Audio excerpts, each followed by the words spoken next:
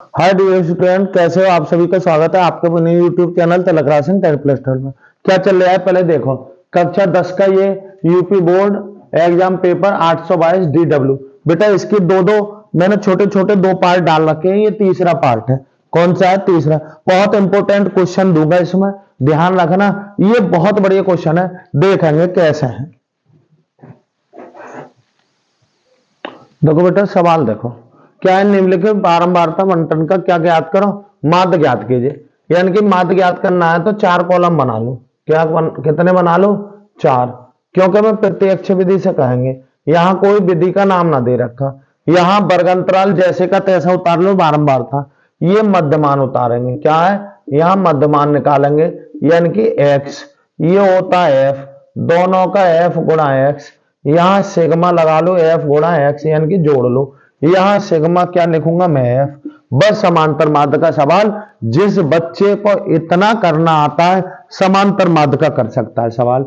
मध्यमान देखो कैसे निकालोगे, इन दोनों को जोड़ो, हो रहे हैं 80। आधा करोगे, मध्यमान का मतलब दोनों को जोड़ के आधा। तो 60 और 20 कितने हो रहे हैं? 80। हो गया बेटा 40। इनको जोड़ो, कितने हो रहे हैं? 160। 160 का आधा करोगे फिर से 80 हो जाएंगे। यहां कितने हो रहे हैं? ये बेटा हो रहे हैं 250। 250 का आधा करोगे 125। सही है। यहां कितने हो रहे हैं? ये बेटा 400 हो रहा है। कितने हो रहे हैं? 400। 400 का आधा करोगे 200 आ जाएगा। यहां कितने हो रहे हैं बेटा? ये हो रहे हैं 600। 600 का आधा करोगे तो 300। ठीक। यहां ये कितने हो रहे हैं बेटा? ये हो रहे हैं 700, नहीं सॉरी, कितने हो रहे हैं? 800। 800 का आधा करोगे यहां हो जाएगा 400। ये आपका आ चुका है मध्यमान। बस कुछ ना करना, गुणा करेंगे। देखो जब इनकी गुणा करोगे तो लास्ट में जीरो तो ऐसे ही आएगा। 7 चौक 28, यानी कि 280। इसकी गुणा करोगे जीरो लास्ट में ऐसे ही। 5 अट्ठे 40, 40 ऐसे। इसकी यहां गुणा करोगे 16 पंजे 80, हाथ से लगे 8। 16 दूनी 32 और 8 कितने हो रहे हैं? 40। कितने हो रहे हैं? 40। हो गए क्या? फिर से कितने हासिल लगे? 2। 16 कम 16 और 4 कितने हो रहे हैं बेटा? कितने हो रहे हैं? 20। सही है। कितने हो रहे हैं? 20। आ रही बात तुम्हारी समझ में? चलो कोई बात ना। इधर 12 दूनी 24, तो यहां 2400 लिख लो। ठीक है। यहां 3 दूनी 6, यानी कि 600 लिख लो। यहां 4 तिया 1200, यहां 1200। ऐसा लिखो ताकि कि जोड़ने में कोई दिक्कत ना आए। तो जीरो ऐसे ही। यहां पर कितना हो रहा है? 8। यहां 2 और 4 6 और 4 हो रहे हैं 10। और बेटा 6 16 और 2 18 के 8। हासिल लगा 1। एक यहां डालो 3 और 2 5 और 1 6, यानी कि 6880। बस। तब क्या लिख सकते? अच्छा इनको जोड़ लो बेटा। कितने? 7 और 5 12 और 16। 12 16 28 और 12 कितने हो रहे हैं? 40। कितने हो रहे हैं? 40 और 2 42 और 3 45। कुल मिलाए यहां 45। तब आप जानते हो, तब सूत्र होता है समांतर माध्य बराबर। समांतर माध्य बराबर, आप सूत्र जानते हो, सिग्मा एफ गुणा एक्स अपॉन सिग्मा एफ। समांतर माध्य को एक्स बार से भी रिप्रेजेंट करें। ऊपर कितना हो गया? 6880 और नीचे कितना हो रहा है? 45। ठीक है। भाग दे लो बेटा। 6880 को आप भाग दोगे कितने से? 45 से। तो 45 एकन 45, कितना हो रहा है? 45। ठीक। यहां कितने बचे? 3। यहां कितना बचा बेटा? 1। 13 बच गए। कितने बचे? 13, नहीं सॉरी 23 बचेगा। कितना बचेगा? अरे यहां से 8 में से 5 गए 3 और 6 में से 4 गए तो कितने बचे? 2। उतार लो 8। अब 45 कितना हो गया? 45 बेटा 45 पंजे लगा लो। 45 पंजे, पचम 25 के 5 हासिल लगे 2। 5 चौक 20 और 2 22, 225 हो रहा है। उतार लो। यहां पे बचे कितने? 3। यहां बचा 1, 13 बच गया। उतार लेंगे क्या बेटा? यहां से 0 उतार लो। कितना उतार लो? 0। अब 45 तिया 135 होते हैं, लेकिन 45 दूनी 90 बनाओगे। 90 उतारो तो यहां पे कितने बचे? यहां 13 में से 9 गए, कितने बचे? 4। पॉइंट लगा लो भाई, कुछ बचा तो है ना। पॉइंट लगा लिया, बढ़ा लिया 0। अब 45 कितने चौका कर लो, पंजे तो होंगे पाना पाएंगे, तो कितना हो जाएगा? 45 अट्ठे बना लो। 8 पंजे 40 ना, कितने बार? 7 बार। 7 पंजे 35 के 5, हाथ से लगे 3, 7 चौक 28 और 3 31, कितना हो रहा है? 31। भाई अभी तो और चले जाएगा, 8 बार जाएगा, 9 बार नहीं जाएगा, है ना? कितने बार? 8 बार। चलो 8 बार कर लो, कितना? 8। 8 पंजे 40, हाथ से लगे कितने? 4, 8 चौक 32 और 4 36, कितना बचा? कितना? 40। इतना ही आता रहेगा। अब तो हमें क्या करना होगा? इतना ही आंसर करेंगे। क्या और कर लो चाहे तो 8 फिर से कर लो, कितने? 8। तो कितना आ जाएगा? x बार बराबर आ जाएगा 152.88। और यही क्या आ गया बेटा? समांतर मार्ग। आ रही बात तुम्हारी समझ में? देखो एक सेकंड, देखो बेटा क्या करेंगे, बिल्कुल सरल है समांतर माध्यम। ये ध्यान रखना प्रत्यक्ष विधि से, क्योंकि इसमें अंतर समान नहीं था। भाई यहां अंतर कितने का है बेटा? 40। यहां कितने का हो गया? 50 का। यहां 100 का, यहां 100 का, यहां 100 का। इसलिए इसको प्रत्यक्ष विधि से सबसे बढ़िया तरीका है 4 कॉलम बनाओ, वर्तमान निकालो, बारंबारता दे रखी है, गुणा कर दो और आंसर सही है। चलो देखते हैं।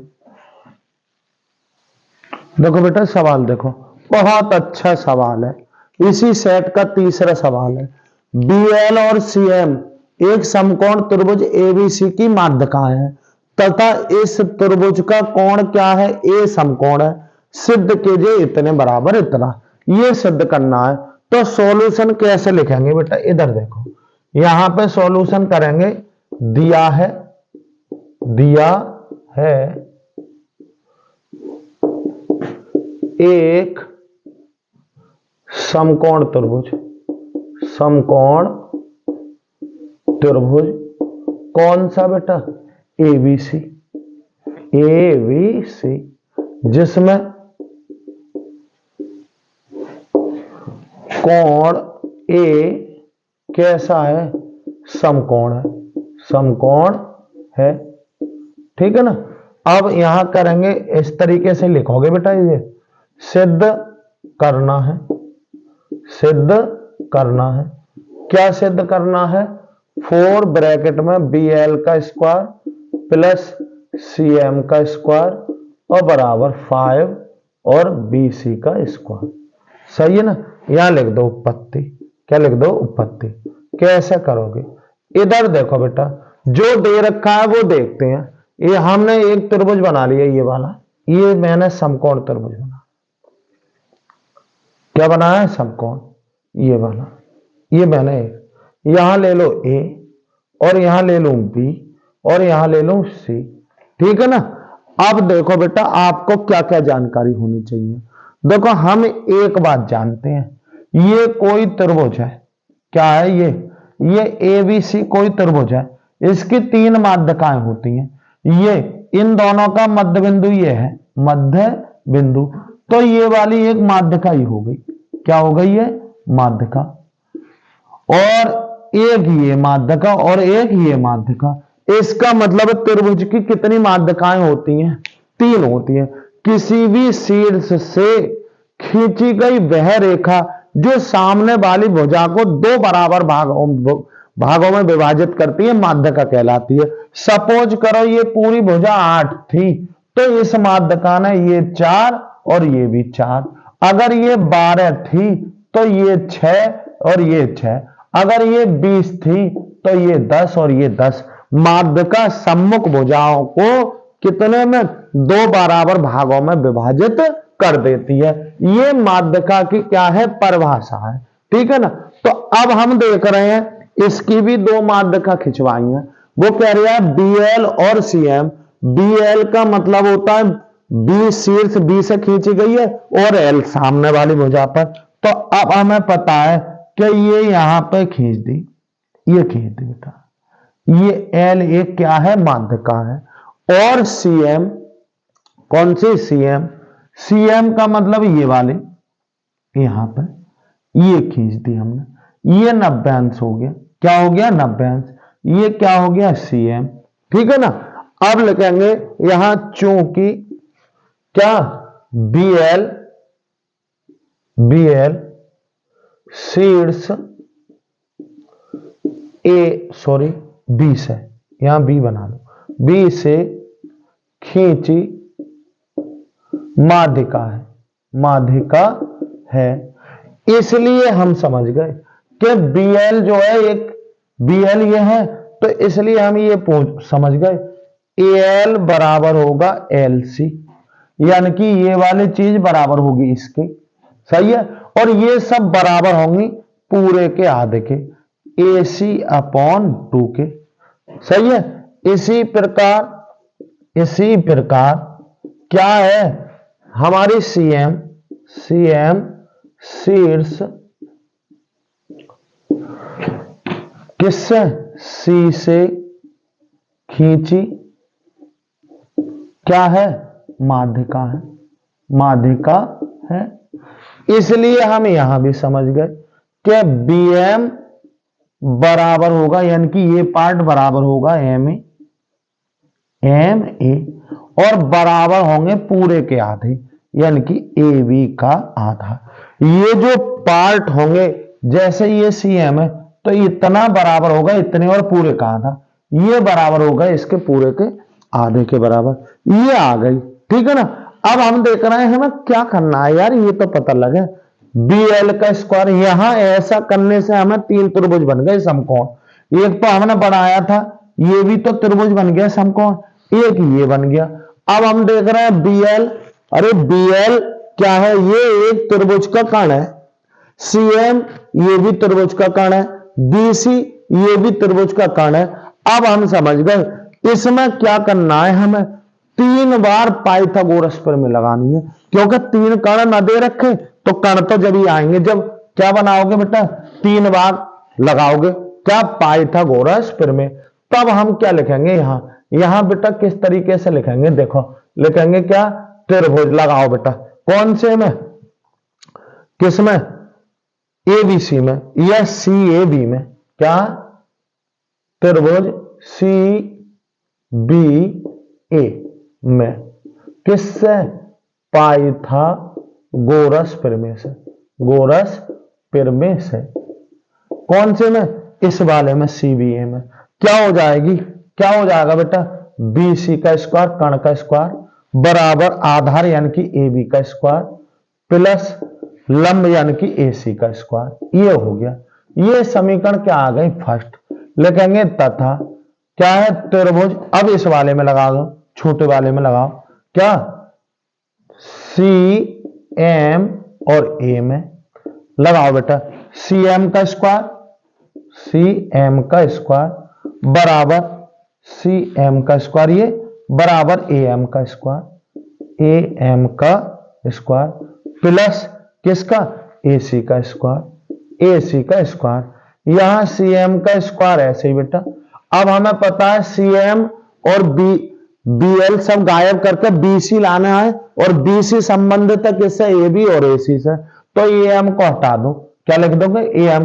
ए एम की जगह आप क्या लिख सकते हो, ए एम या एम ए, बात एक ही है, ए एम या एम ए। इसकी जगह क्या लिख सकता हूं, ए बी अपॉन 2, तो यहां लिख सकता हूं ए बी अपॉन 2 और पूरे का होल स्क्वायर प्लस के ए सी का स्क्वायर।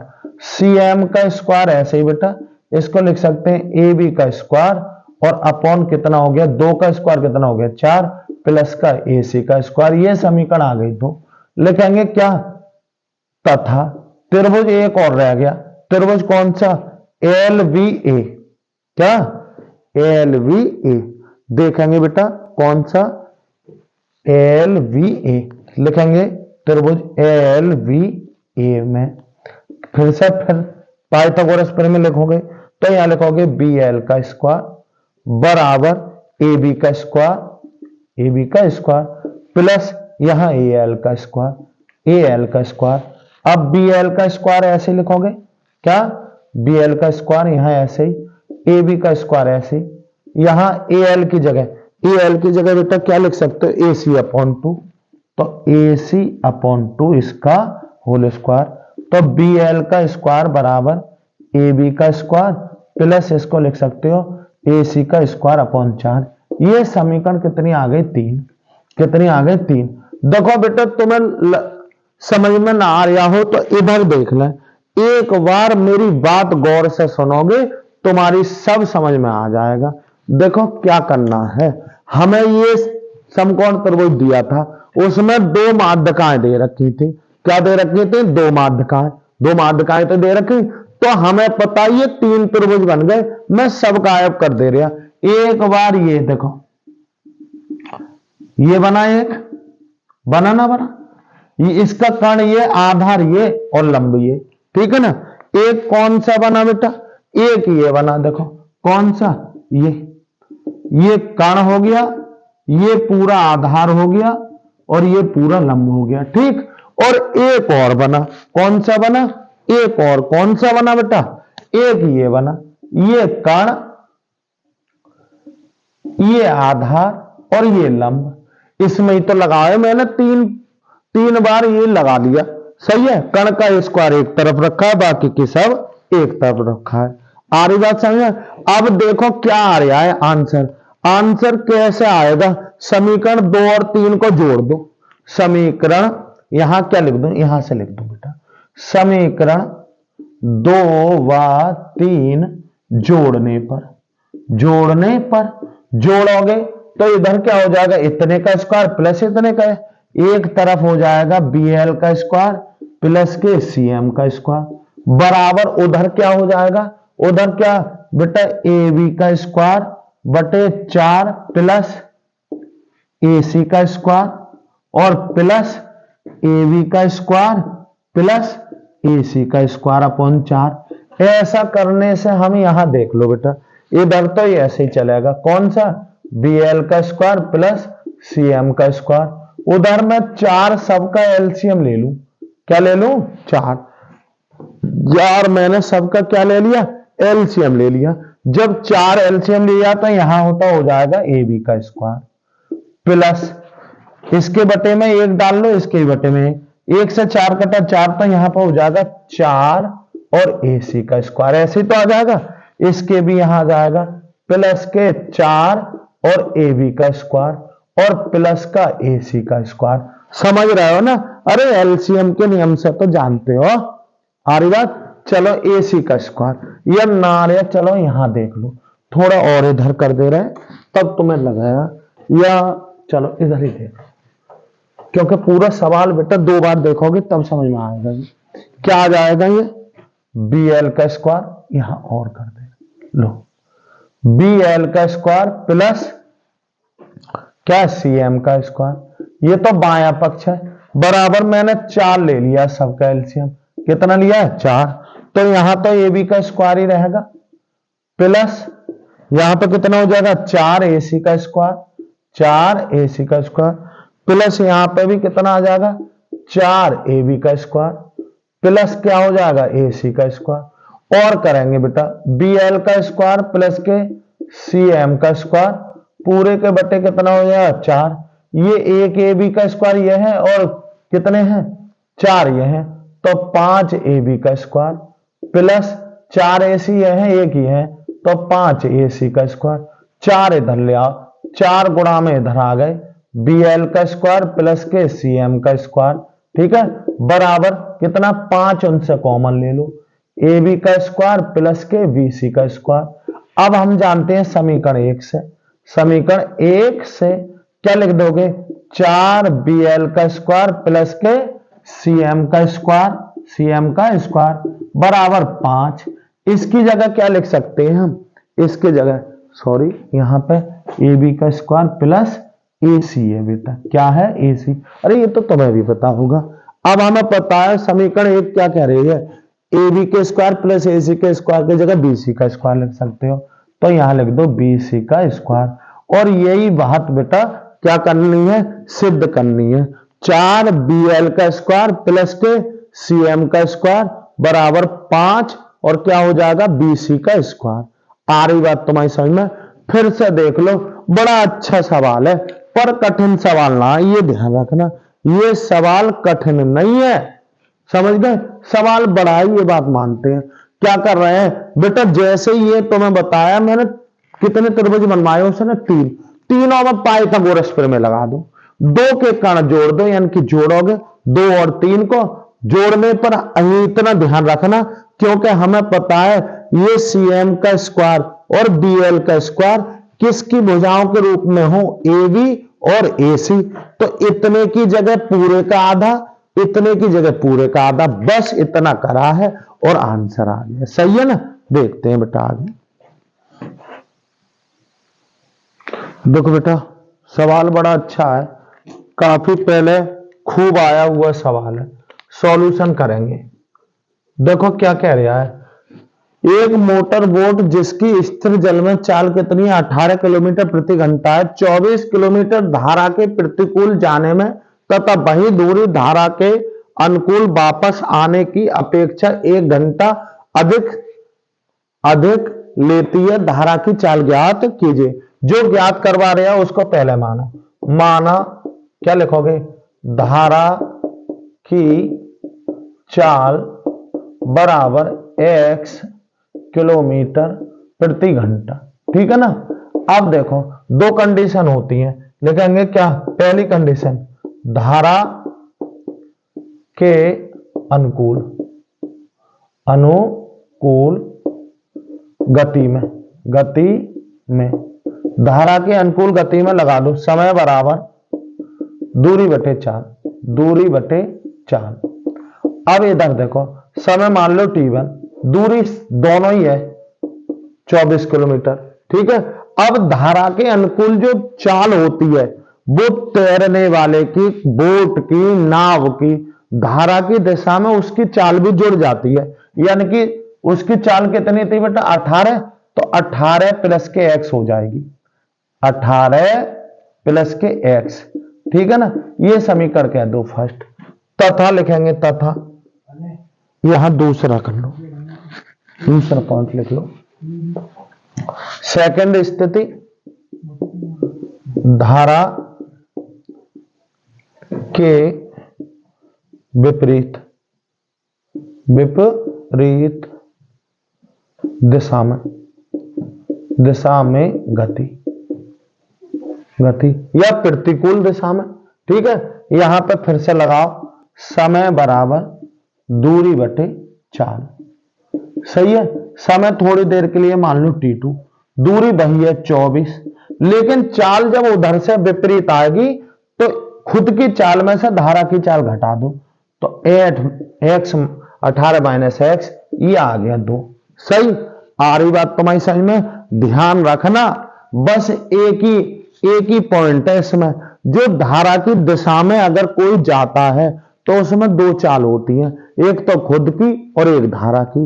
और धारा की विपरीत दिशा में जो आता है कोई भी, चाहे तैरने वाला हो, चाहे बोट हो, चाहे नाव हो, तो धारा की चाल क्या कर देते हैं, घटाते हैं। बस यहां है जो कुछ है, चाल में फर्क पड़ जाता है। जब चाल पर बदल जाएगी तो समय भी बदल जाएगा। देखो बेटा एक बात बताओ, कौन सा यहां पर ज्यादा टाइम कौन सा लगेगा, ये वाला। वो कह रहे हैं 1 घंटा, समय का अंतर कितना है 1 घंटा, तो यहां ये ज्यादा में से कम घटाओगे। वो कह रहे हैं 1 घंटा अधिक, यानी कि जाने और आने में जो समय का अंतर है वो 1 का है, तो इतने माइनस। अब समीकरण बनाओ बेटा, समीकरण बनाओगे t2 माइनस के t1 और बराबर कितना हो गया 1। कैसे पता लगा, अरे बेटा जितना समय का अंतर है हम भी में भी तो समय का अंतर कैसे निकालते हो, ज्यादा में से कम घटाओगे।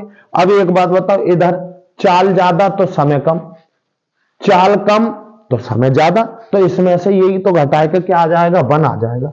यहां बस 1 सेकंड होता है, चाल ज्यादा तो समय कम और चाल कम तो समय ज्यादा। बेटा इधर तो चाल तेज हो गई ना, 18 इसकी और फिर धारा की जुड़ जाएगी। यहां पे जो आ रही होगी विपरीत दिशा में वो 18 में से ये क्या हो रही होगी, कम, तो ये कम है तब ये ज्यादा होगा, ये ज्यादा है तो ये कम होगा, यानी कि इन दोनों में ये ज्यादा और ये कम होगा। समय का अंतर 1 है, जितना भी अंतर होता है यहां रख लो, बस यहां t1 और t2 के मान रख दो। t2 का मान कितना है 24 बटे कितना हो गया 18 माइनस का x, माइनस यहां भी 24 बटे 18 और प्लस का x बराबर 1। 24 क्या ले लो कॉमन, यहां 1/18 माइनस का x माइनस 1/18 प्लस का x। ठीक है, बराबर क्या आ गया 1। 24 ऐसे ही बेटा, 24 ऐसे ही, यहां एलसीएम लूंगा, क्या लूंगा मैं एलसीएम, ले लिया। कितना, ये दोनों ब्रैकेटें लेनी पड़ेंगी। 18 माइनस के एक्स और कितना हो गया 18 प्लस के एक्स। ऐसा करने पर ये यहां ले आओ, 18 प्लस के एक्स यहां जाएगा, माइनस 18 माइनस का एक्स 24 बेटा। ऐसे ही यहां नीचे क्या बन जाएगा, दो वर्गों के बीच माइनस का चिन्ह, यानी कि 18 का स्क्वायर माइनस का एक्स का स्क्वायर, या 18 प्लस का एक्स माइनस का 18 और यहां वो हो गया प्लस का एक्स। ऐसे ही करोगे, 18 से 18 कैंसिल। और देखते हैं बेटा ऊपर कितना आया, यहां तो 24 बचा, यहां कितना आया 18 18 कितने होते हैं 324 माइनस के एक्स स्क्वायर, यहां एक और एक कितना हो गया 2x, बटे की चीज उधर कर दो तो यहां तो कितना हो गया 24 दूनी 48x, और बराबर क्या आ जाएगा, इसकी गुणा इधर करोगे तो 324 माइनस का एक्स स्क्वायर, सबको इधर ले आओ तो एक्स स्क्वायर इधर आए के प्लस, प्लस के 48x ऐसे ही थे सही, और माइनस के 324 बराबर 0। यहां तक क्या आ रहा है देखो बेटा, थोड़ा सा देखेंगे, एक सेकंड। देखो क्या बन गई बेटा, ये द्विघात समीकरण बन गई। और द्विघात समीकरण के आप फैक्टर करना जानते हो, देख रहे हैं हम, जो हम कराते हैं 324 एकन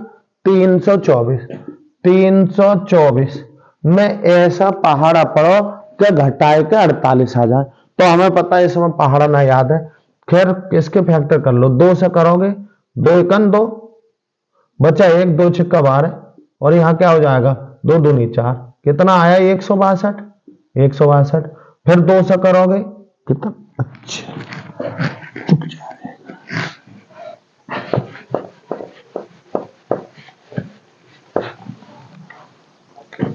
300 और कितना है बेटा 24, 324 के फैक्टर करो 2 से, 2 बचा 2 सही है, फिर 2 से करोगे 2 अट्ठे एकन, फिर कितने से करोगे 3 से, कितना हो रहा है 27।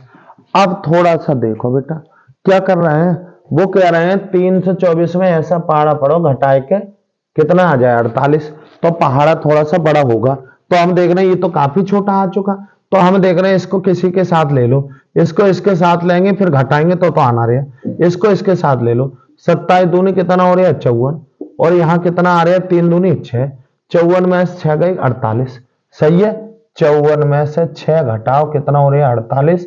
सवाल से क्या लगा दूं भाई, देखते हैं फिर से, 324 में ऐसा पहाड़ा पड़ो के घटाए के कितने आ जाए 48। अभी मैंने इसके फैक्टर करे, मुझे पता है कि 48 आ रहा है तो पहाड़ा थोड़ा सा बड़ा होगा, 81 पे रोकना चाहा लेकिन 81 में से 4 गए नहीं बचा, तो अब हम देख रहे हैं फिर 3 से काट दिए यहां, तो हमें पता है जितने भी ये फैक्टर होते हैं ये वाले, इनको कितनी जगह लेना होता 2, तो मैंने इसको इसके साथ ले लिया, 27 दूनी 54 और 3 दूनी 6, तो 54 में से 6 गए कितने बचे बताओ बेटा 48 ही बचे, तो इसका मतलब यह है कि हमारा पहाड़ा हो गया 54 छक्का 324 हो गए, इसमें से ये घटा के देखा शर्त पूरी हो गई, बस सवाल से शर्त हटा दो यानी कि 48 हटा दो और ये लगा दो, तो क्या करना होता है एक्स स्क्वायर, यहां 54 प्लस के माइनस के 6 बाहर एक्स माइनस के 324 बराबर 0, शुद्ध करो एक्स स्क्वायर ऐसे इसकी गुणा इससे, 54x माइनस के 6x माइनस के 324 बराबर आ गया 0, ये जोड़ा और ये इस जोड़े से x कॉमन आ गया, x प्लस के 54 तुरंत माइनस का चिन्ह 6 कॉमन आ गया, x प्लस के 54 क्योंकि 54 गुणा 6 है बराबर 0, x प्लस के 54 की ब्रैकेट ले लो कॉमन, यहां से बचा x माइनस 6 बराबर 0, ये 0 x प्लस के 54 बराबर 0 या x माइनस 6 बराबर 0, x बराबर माइनस के 54 नहीं हो सकता है ना, वरना ऐसा है वोट बह जाएगी बेटा या x बराबर ये उधर को भेज दो 6, इसका मतलब है x का मान वैसे भी चाल नेगेटिव ना हो सकती थी, तो इसको छोड़ने पर इसे ये बराबर नहीं हो सकता, लिख देंगे अतः, क्या लिख देंगे, क्या पूछा था हमसे, मोटर बोट की चाल, क्या है सॉरी धारा की चाल, अतः लिखेंगे धारा की चाल, धारा की चाल बराबर कितनी आ गई 6 किलोमीटर प्रति घंटा, और यही आपका आ गया आंसर। आ रही बात समझ में? 6 किलोमीटर प्रति घंटा। सही है बेटा, समझ रहे हो ना?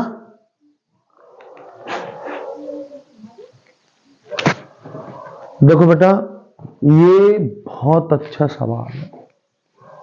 कौन सा वाला? धारा वाला। क्या है इसमें, फिर मैं तुम्हें बता दूं, 1 मिनट सुन लो तुम, बाद में मत कहना। क्या है ये? धारा वाला है।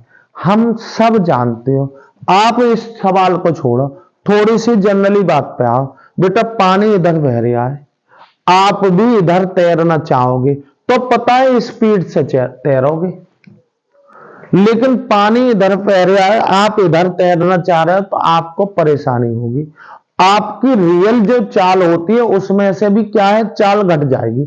सपोज करो आप 4 किलोमीटर प्रति घंटा की चाल से तैर रहे हो, और जो धारा है, नदी है, कोई भी है, तो धारा 2 किलोमीटर की चाल से बह रही है, तो पता है जब धारा की दिशा में जाओगे तो तुम्हारी चाल हो जाएगी 4 और 2 6। परंतु जब उधर से आ रहे होगे तो बेटा कितने से आ रहे होगे? 4 में से 2 घटा कर 2 से आ रहे होगे। आ रही बात समझ में? तो बस इतने ध्यान रखेंगे। ये धारा वाले सवालों में हमें चाल और समय पर फर्क पड़ जाता है, जाने और आने में। वही दूरी जाने में और वही दूरी आने में आपकी चाल चेंज होगी, और क्या होगी बेटा?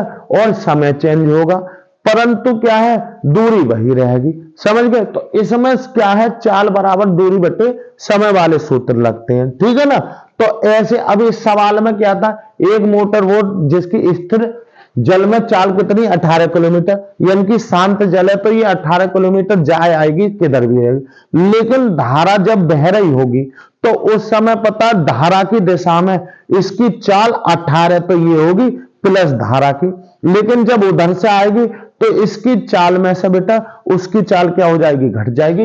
यानी कि धारा की जो अनुकूल दिशा में जो इसमें चाल होगी 18 प्लस के एक्स। अब बेटा 24 है, ये इतना हो गया, ये इस समय चाल ज्यादा है तो समय कम लग रहा होगा। अब बेटा जब उधर से आएगी तो चाल क्या हो जाएगी? कम, तो निश्चित है समय ज्यादा हो जाएगा। तो हमेशा वो क्या कर देता है, यही क्वेश्चन देता है कि जाने और आने में जो समय का अंतर 5 है, 10 है, 2 है, कुछ भी हो सके, जो भी ये अंतर है ये हमारी समीकरण बनवा लेगा, क्योंकि समय तो हम पे हैगा। तो वो क्या कह रहे थे, समय में अंतर एक है, बस हम समझ गए। अंतर कैसे निकालोगे? अरे ज्यादा में से कम घटाए के, T2 माइनस T1 बराबर 1, T1 T2 के मान रख दो। अब तो ये द्विघात समीकरण बन जाएगी। द्विघात समीकरण आप जब यहां तक आ गए हो तो निश्चित आप पर सॉल्व करनी आ रही होगी। सही है? धारा और इसका सवाल छूटना चाहिए। ठीक है बेटा, देखो अगली वीडियो में आप लोगों को फिर मिलते हैं। आप लोगों का देखो एक दायित्व है बेटा, जितने वीडियो को शेयर कर सको, अपने भाइयों को पहुंचा सको, आप क्या है शेयर करेंगे। ठीक है? लाइक, और अगर आपको अच्छा ना लगे तो कमेंट। देखो बेटा, देखो बुराई करने में कोई गलत बात ना है। अगर आप लोगों को रियल में मेरा पढ़ाया हुआ अच्छा ना लगे, कमेंट बॉक्स में लिख दो, कोई दिक्कत ना है। हो सकता है आपको सुझाव से मैं थोड़ी अपने जो है और कुछ भी क्वालिटी दे सकूं, या मुझे ऐसा लगा कि मैं बहुत बेहतर दे रहा हूं, लेकिन आप लोगों को कुछ समझ में ना आ रहा तो मेरे देने का कोई फायदा नहीं है। इसलिए बेटा अगर अपना थोड़ा सा भी आपको ऐसा लग रहा है कि सर ये सुधार करा जाए, तो आप कमेंट बॉक्स में क्या है लिख सकते हो। हम आपके सुझाव का इंतजार करेंगे और मिलेंगे अगली वीडियो में। धन्यवाद।